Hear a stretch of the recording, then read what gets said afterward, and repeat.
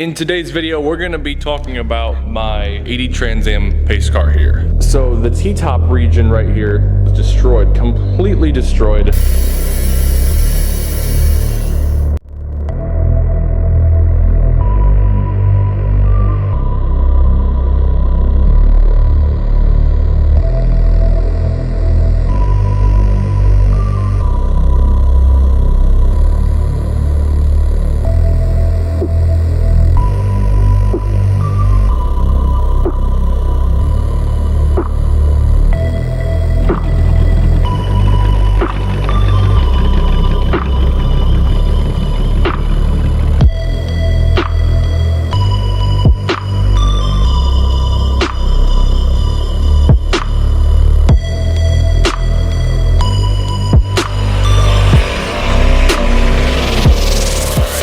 What's up guys, welcome back to the channel.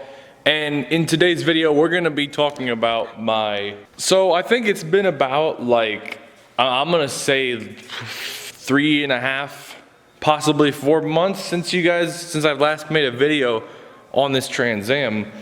And pretty much the main reason is I just haven't had much time to work on it, and I have gotten a decent amount of it done. It takes time to do this stuff, as I told you guys in previous videos, but I thought I had enough done to actually make it a semi-update video on the progress of the car. Let's get started off with what I pretty much left off with last time, which was the roof. Since the last video, so the T-top region right here in the last video was destroyed, completely destroyed on the corners, the front corner.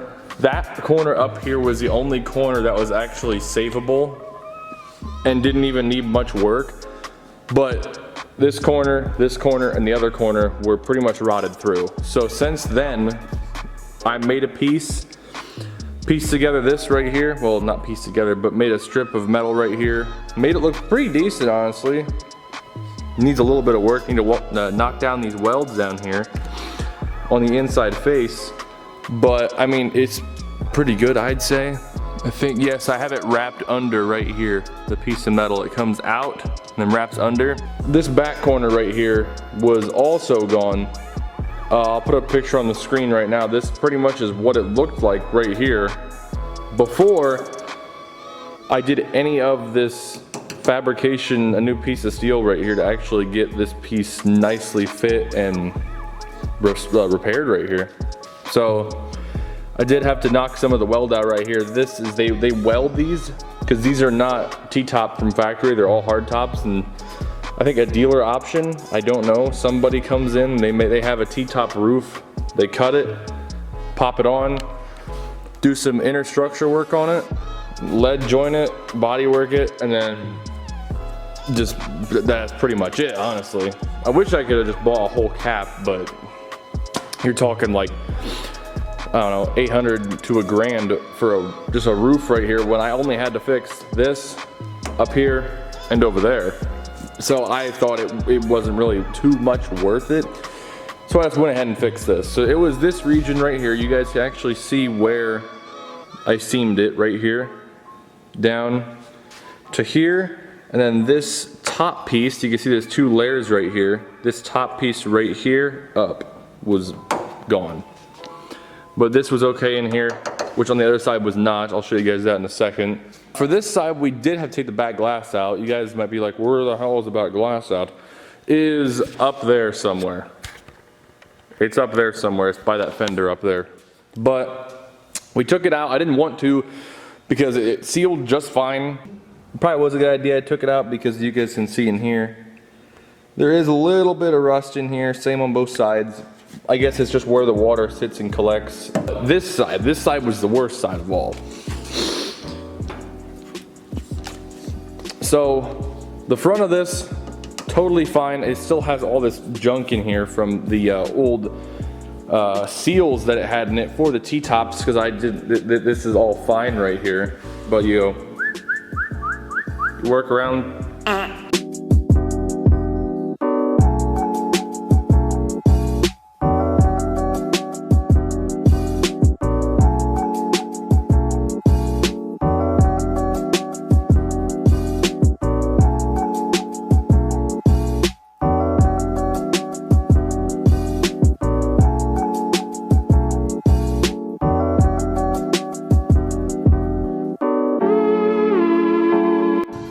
premise of this, take my earmuffs off here. The premise of me doing this is pretty much because behind this right here is the seam from factory. Same thing on the other side, has like a big sort of body filler right here, and lead and whatever. Well, this in here was all rotted. All this in here was rotted. And behind it, look at that in there. All that in there. Look at that. Ugh. That's all gone. That's disgusting. We're cutting off this piece right here so we can access that metal beneath it and cut what we need out, replace it, treat the steel that's still okay. That's the plan. One thing after another, because the original intent was just like the other side, right over there. Same thing. Up here, this region was gone, and this down here was actually going on that side, but this side's not. Just up here, took this outer layer piece off. It was done. And then I looked in here, I'm like, oh, that's not good. Now we gotta splice the whole roof and fix a seal under it. This truly is why full restorations take so much time. I now am finally understanding why. My dad's working on this. I finally understood why he says restorations take so much time. They truly do. They take a very long time because you're just uncovering stuff left and right. This, I have to fix some rust back here. There's a few spots in the trunk. You guys already know in here. I gotta do rockers on both sides. It's a lot of stuff. Just thought I'd show you guys that. So let's get back into whatever I was just talking about. From here down was where it was bad. It's also a little bad in here. I had to weld this, like, you know, like weld it, grind it until I got a shape I wanted. And then right after I got done with that, I peeked into here because this piece wasn't here. I just made this piece fit real quick. I have to grind down these welds and actually make it look okay. But you don't even see this because the roof, we cut the roof right here, right where that seam is, you guys saw on the other side, to repair this inner structure right here.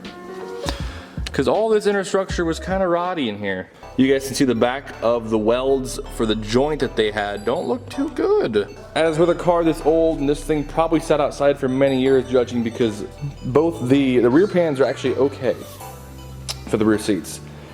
The mid pans were gone, and the front pans were gone. You guys can see where we seamed all of it. Boom. Seamed that. Same thing on this side. That's just insulation from this inner fender right here. All around, it's an okay conditioned car. I kind of do wish I found a little bit of a cleaner one, because like this thing really did need a lot. It's, I mean, I'm glad I'm saving it. Like, this was technically my first car. I got it when I was like in 5th grade. I never really had any motivation to work on it. It kind of just sat around until, like, you know, like a year and a half, 2 years ago is when I really started getting cooking on it, because I'm like, you know what, this is gonna be a really cool car. I wanna get it done. And as you can see, once you actually start doing it, yeah, it might take a while. Like, simply doing this hood in 320 grit with this polyurethane stuff we have on it took me probably, like, in total, I'm talking, we got the hood from a swap meet. I had to scuff it because it had surface rust on it, underside surface rust on it. It had dents everywhere. There were a lot of dents on this hood. We fixed it, we made it all right. Just in this hood alone, I probably have like 5 hours, 5.5 hours, honestly. This fender was all right. This is an original fender, original door.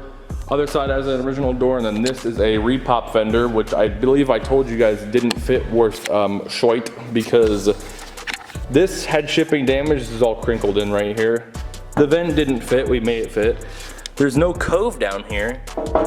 Trans Ams are actually supposed to have this cove. You guys can see it right here probably.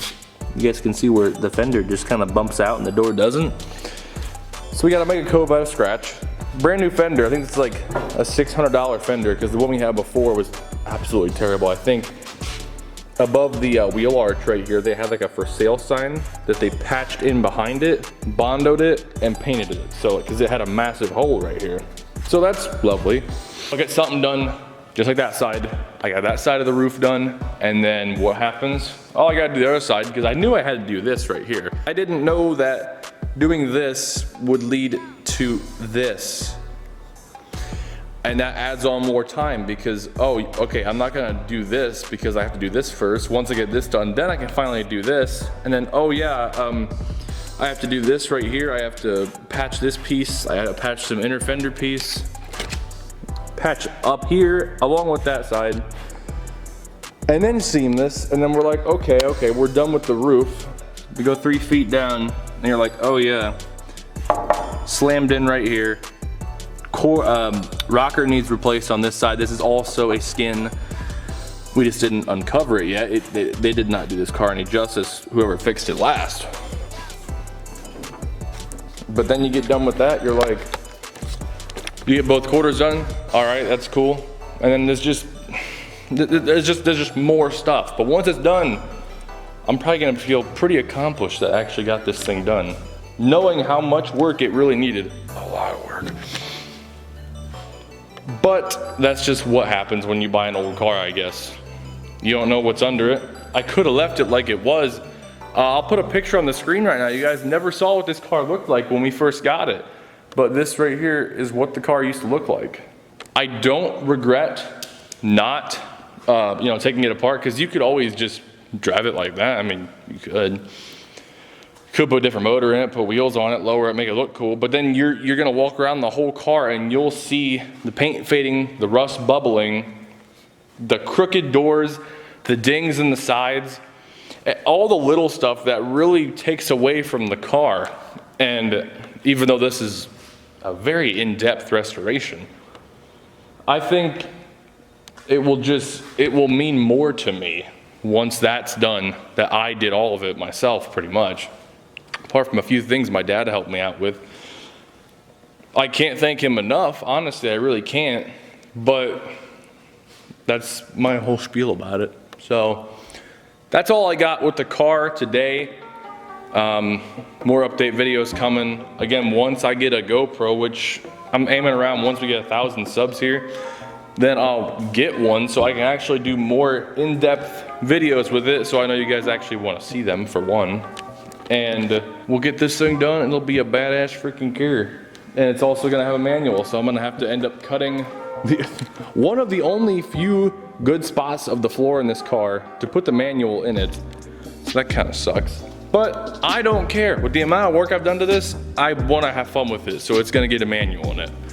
But that's all I got for you guys in today's video. Don't forget to stay tuned for more videos coming up over the Firebird and all the other cars, and I'll see all y'all in the next one.